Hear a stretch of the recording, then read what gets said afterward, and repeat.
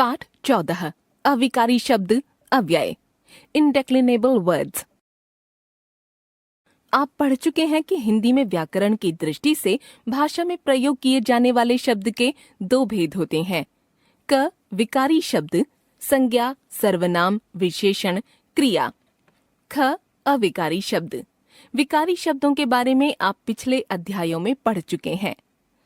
आइए अब अविकारी शब्दों के बारे में पढ़ें।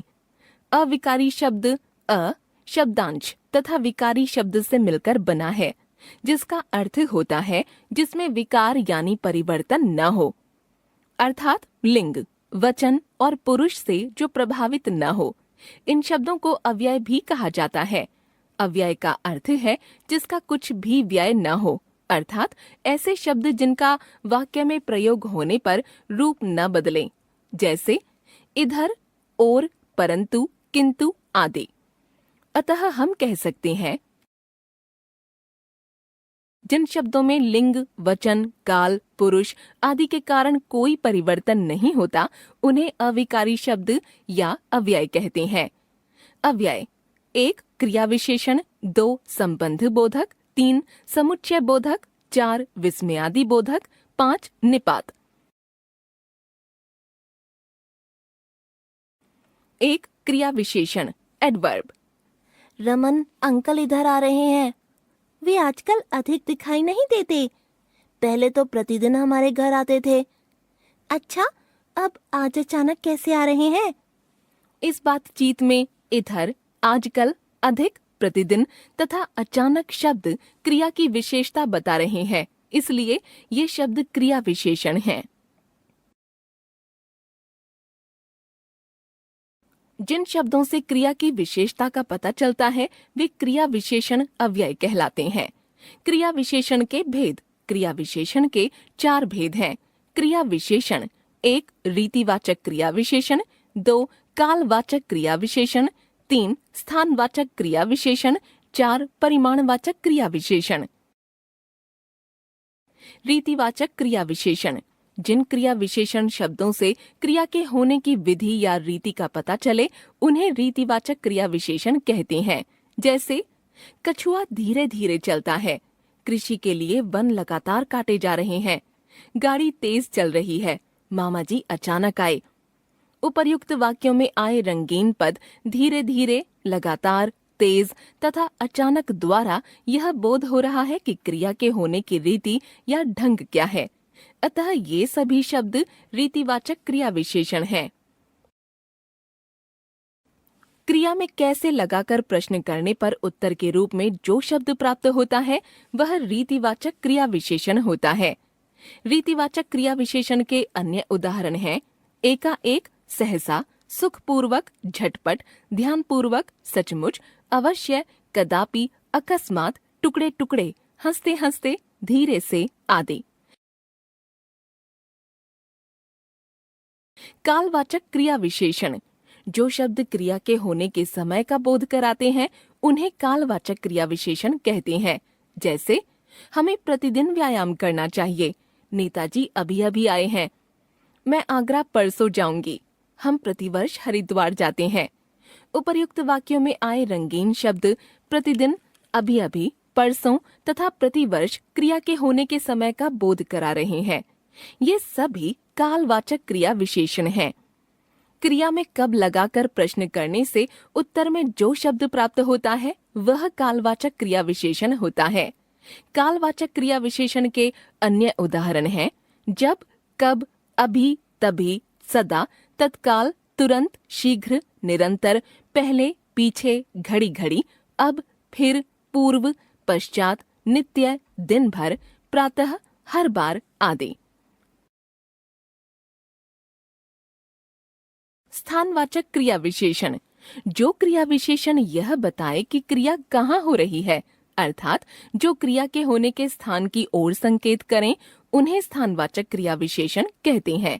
जैसे आप यहाँ बैठिए, ऊपर चलो वहाँ बात करेंगे, चारों ओर फैली गंदगी को साफ करवाइए, ये युवक सड़क पर इधर उधर घूमते रहते हैं। उपर्युक्त वाक्यों में आए रंगीन शब्द यहाँ, ऊपर, चारों ओर तथा इधर उधर से क्रिया के घटित होने के स्थान का बोध हो रहा है। अतः ये सभी स्थानवाचक क्रिया विशेषण शब्द हैं। क्रिया में कहाँ लगाकर प्रश्न करने पर उत्तर के रूप में जो शब्द प्राप्त होता है वह स्थानवाचक क्रिया विशेषण होता है।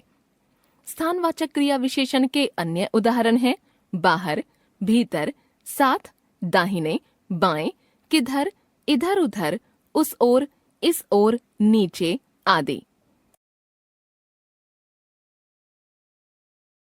परिमाणवाचक क्रिया विशेषण। जिन क्रिया विशेषण शब्दों से क्रिया की अधिकता, न्यूनता आदि परिमाण का बोध हो उन्हें परिमाणवाचक क्रिया विशेषण कहते हैं। जैसे उतना खाओ जितना आवश्यक हो, उसके पास पर्याप्त धन है, वह बहुत पढ़ता है, प्रसाद थोड़ा थोड़ा मिलेगा। उपर्युक्त वाक्यों में आए रंगीन शब्द उतना, जितना, पर्याप्त, बहुत, थोड़ा थोड़ा क्रिया के परिमाण का बोध करा रहे हैं, इसलिए ये परिमाणवाचक क्रिया विशेषण हैं। क्रिया में कितना लगाकर प्रश्न करने पर उत्तर के रूप में जो शब्द प्राप्त होता है वह परिमाणवाचक क्रिया विशेषण होता है। परिमाणवाचक क्रिया विशेषण के अन्य उदाहरण हैं अति, अत्यंत, अधिक, बहुत, कुछ, स्वल्प, लगभग, सर्वथा, थोड़ा थोड़ा, काफी, ठीक आदि। क्रिया विशेषण और विशेषण में अंतर। कुछ शब्द क्रिया विशेषण और विशेषण दोनों के लिए प्रयोग किए जाते हैं, जैसे तेज, बहुत आदि। यहाँ यह ध्यान रखना जरूरी है कि संज्ञा व सर्वनाम की विशेषता बताने वाले शब्द विशेषण कहलाते हैं तथा क्रिया की विशेषता बताने वाले शब्द क्रिया विशेषण कहलाते हैं। जैसे क्रिया विशेषण बच्चा बहुत रोता है, बहुत क्रिया विशेषण रोता है क्रिया। विशेषण आज बहुत बारिश हुई, बहुत विशेषण बारिश संज्ञा।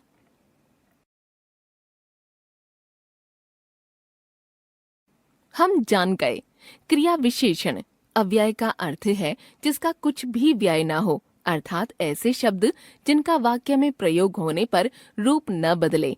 अव्यय 5 प्रकार के हैं। 1 क्रिया विशेषण, 2 संबंध बोधक, 3 समुच्चय बोधक, 4 विस्मयादि बोधक तथा 5 निपात। क्रिया की विशेषता बताने वाले शब्दों को क्रिया विशेषण कहते हैं। क्रिया विशेषण के 4 भेद हैं। 1 रीतिवाचक, 2 कालवाचक, 3 स्थानवाचक तथा 4 परिमाणवाचक।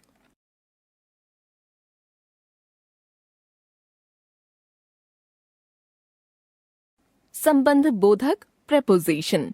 संबंध बोधक 2 शब्दों से मिलकर बना है, संबंध तथा बोधक। इसका अर्थ है संबंध का ज्ञान कराने वाला। चारों ओर बर्फ गिर रही थी, सर्दी के मारे निमिष कांपने लगा था। इन वाक्यों में रंगीन शब्द संज्ञा शब्दों के साथ लगकर उनका संबंध दूसरे शब्दों के साथ बता रहे हैं।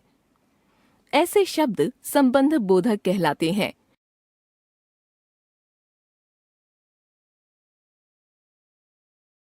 जो अविकारी शब्द संज्ञा या सर्वनाम शब्दों के बाद लगकर उनका संबंध वाक्य के दूसरे शब्दों के साथ बताते हैं, वे संबंध बोधक अव्यय कहलाते हैं। अर्थ के अनुसार संबंध बोधक अव्यय के भेद। काल बोधक से पहले, के बाद, के आगे, के पश्चात, के पीछे आदि। विनय से पहले रोहन घर पहुंचा।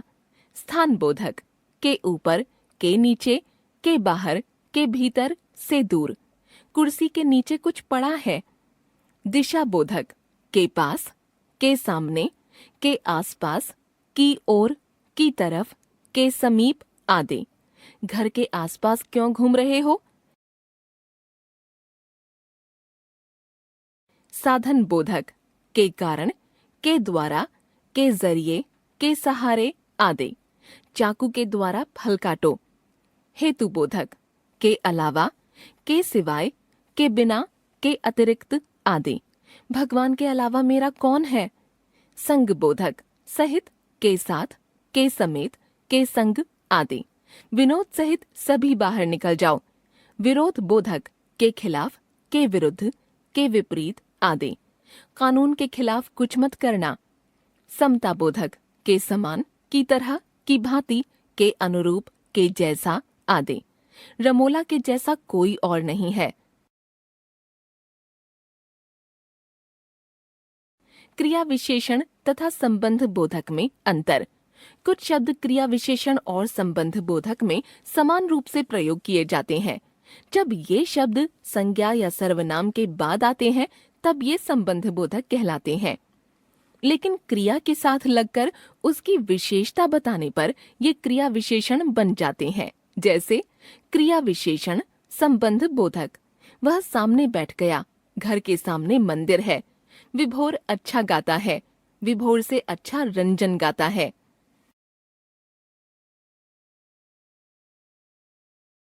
हम जान गए संबंध बोधक संज्ञा या सर्वनाम के बाद लगकर उनका संबंध वाक्य के अन्य शब्दों से जोड़ने वाले शब्द संबंध बोधक। संबंध बोधक द्वारा काल, स्थान, दिशा, साधन, संग, विरोध आदि का बोध कराना। समुच्चय बोधक कंजंक्शन। वंश और माधव सगे भाई हैं। दोनों रूप रंग में समान हैं, परंतु दोनों का स्वभाव अलग अलग है, इसीलिए उनके मित्रों की संख्या भी अलग अलग है। उपर्युक्त वाक्यों में और, परंतु तथा इसीलिए शब्दों, वाक्यांशों तथा वाक्यों को आपस में जोड़ रहे हैं, ऐसे शब्द समुच्चय बोधक कहलाते हैं। शब्दों, वाक्यांशों तथा वाक्यों को जोड़ने वाले शब्द समुच्चय बोधक अव्यय कहलाते हैं। समुच्चय बोधक के भेद। समुच्चय बोधक 1. समानाधिकरण, 2. व्यधिकरण। समानाधिकरण समुच्चय बोधक। जो समुच्चय बोधक समान स्तर वाले शब्दों, वाक्यांशों तथा वाक्यों को जोड़ते हैं वे समानाधिकरण समुच्चय बोधक कहलाते हैं। जैसे राघव और सुमेर सदा साथ रहते हैं, यश पढ़ रहा है तथा नेहा नाच रही है। समानाधिकरण समुच्चय बोधक के भेद। समानाधिकरण समुच्चय बोधक के 4 भेद हैं। संयोजक, वे शब्द जो 2 वाक्यांशों अथवा वाक्यों को जोड़ने का काम करते हैं संयोजक कहलाते हैं। जैसे मानव भीतर गया और कुर्सी उठा लाया। अन्य उदाहरण अर्थात, एवं, व, तथा आदि। विकल्पक, वे शब्द जो 2 शब्दों, वाक्यांशों या वाक्यों में विकल्प दिखाते हैं वे विकल्पक कहलाते हैं। जैसे चुपचाप बैठो या बाहर चले जाओ। अन्य उदाहरण अथवा, नहीं तो आदि। विरोधवाचक, वे समुच्चय बोधक शब्द जो पहले वाक्य के अर्थ का विरोध प्रकट करते हैं वे विरोधवाचक कहलाते हैं। जैसे आकाश में काले बादल छाए हैं लेकिन वर्षा नहीं हो रही है। अन्य उदाहरण पर, परंतु, बल्कि, मगर आदि। परिणामवाचक, वे समुच्चय बोधक जो किसी वाक्य के परिणाम की ओर संकेत करते हैं परिणामवाचक कहलाते हैं। जैसे जल्दी चलो नहीं तो देर हो जाएगी। अन्य उदाहरण अन्यथा, इसलिए, ताकि आदि। व्यधिकरण समुच्चय बोधक, जो समुच्चय बोधक एक मुख्य वाक्य में एक से अधिक आश्रित उपवाक्यों को जोड़ने का काम करते हैं वे व्यधिकरण समुच्चय बोधक कहलाते हैं। जैसे यदि फल खाने हैं तो काटने में मेरी मदद करो। कांता परीक्षा नहीं दे सकी क्योंकि वह बीमार थी। व्यधिकरण समुच्चय बोधक के भेद। व्यधिकरण समुच्चय बोधक के 4 भेद हैं। कारणवाचक, जिस समुच्चय बोधक द्वारा वाक्य में कार्य कारण का पता चले वह कारणवाचक कहलाता है। जैसे वह जल्दी नहीं चल पा रहा क्योंकि उसके पैर में मोच आ गई है। अन्य उदाहरण इसलिए, चूंकि आदि। संकेतवाचक, जो समुच्चय बोधक शर्त या संकेत प्रकट करते हैं वे संकेतवाचक कहलाते हैं। जैसे यदि वर्षा न हुई तो फसल नष्ट हो जाएगी। अन्य उदाहरण यद्यपि, तथापि, ज्यों ही, त्यों ही आदि। स्वरूपवाचक, जिस समुच्चय बोधक का प्रयोग पहले प्रयुक्त शब्द या वाक्यांश को स्पष्ट करने के लिए किया जाए वह स्वरूपवाचक कहलाता है। जैसे अभिलाषा मुस्कुरा रही है यानी वह मान गई है। अन्य उदाहरण अर्थात, मानो आदि। उद्देश्यवाचक, जिस समुच्चय बोधक द्वारा कार्य के करने के उद्देश्यों का पता चले उसे उद्देश्यवाचक कहते हैं। जैसे बच्चे को दूध दे दो ताकि वह चुप हो जाए। अन्य उदाहरण जिससे हम जान गए समुच्चय बोधक। समुच्चय बोधक दो शब्दों, वाक्यांशों अथवा वाक्यों को जोड़ने वाले शब्द। समुच्चय बोधक के भेद समानाधिकरण तथा व्यधिकरण। समानाधिकरण समान स्तर वाले शब्दों, वाक्यांशों तथा वाक्यों को जोड़ते हैं। समानाधिकरण के भेद संयोजक, विकल्पक, विरोधवाचक तथा परिणामवाचक। व्यधिकरण एक मुख्य वाक्य में एक से अधिक आश्रित उपवाक्यों को जोड़ते हैं। व्यधिकरण के भेद कारणवाचक, संकेतवाचक, स्वरूपवाचक और उद्देश्यवाचक। विस्मयादि बोधक इंटरजेक्शन। आहा, कितना सुहाना मौसम है। हाय, मैं तो लुट गया। छी, कितना कूड़ा है यहाँ। उपर्युक्त वाक्यों में आए रंगीन शब्द मन के भावों हर्ष, शोक, घृणा आदि को प्रकट कर रहे हैं। ऐसे शब्द विस्मयादि बोधक कहलाते हैं।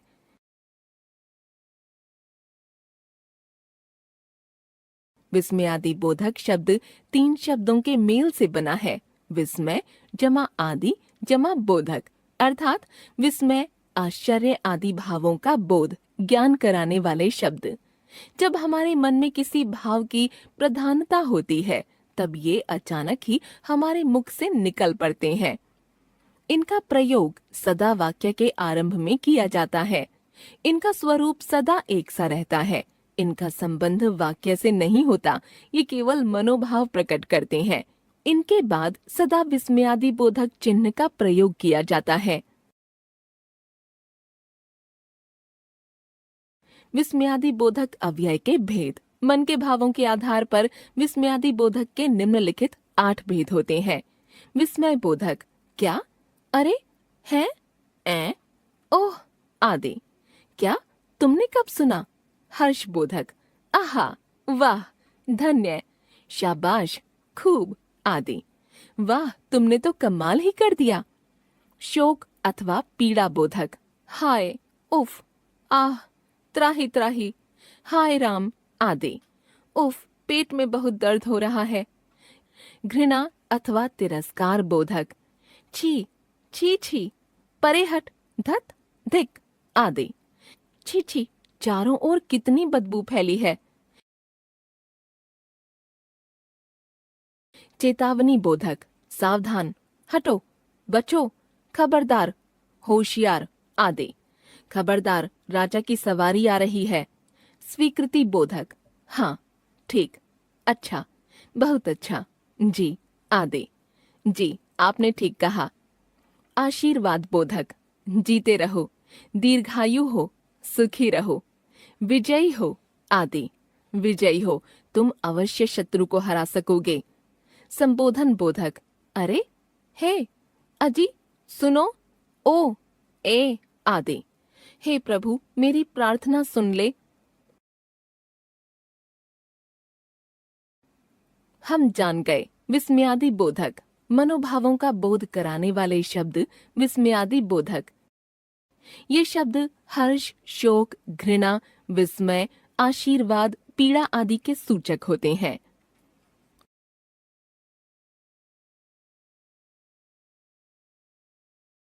निपात पार्टिकल। मेरी पतंग तो बहुत ऊंची उड़ेगी। मैं भी पतंग उड़ा सकता हूँ। इन वाक्यों में तो तथा भी शब्दों का प्रयोग अपनी बात पर विशेष बल देने के लिए किया गया है। इस प्रकार हम कह सकते हैं कि ऐसे अव्यय जो किसी शब्द के बाद लगकर उसके अर्थ पर विशेष बल देते हैं, निपात कहलाते हैं। ये संज्ञा, सर्वनाम, विशेषण अथवा क्रिया विशेषण के साथ जुड़कर वाक्य के अर्थ को प्रभावित करते हैं। हिंदी भाषा में प्रयोग किए जाने वाले प्रमुख निपात हैं ही, कमल ने ही फूल तोड़ा है। सा, मुझे एक सुंदर सा खिलौना चाहिए। तो, तुम कहते हो तो मान लेता हूँ। केवल या मात्र, हरित को मात्र 20 रुपये की आवश्यकता है। भी, मयंक भी मेरे साथ गया था। भर, रात भर आंधी चलती रही।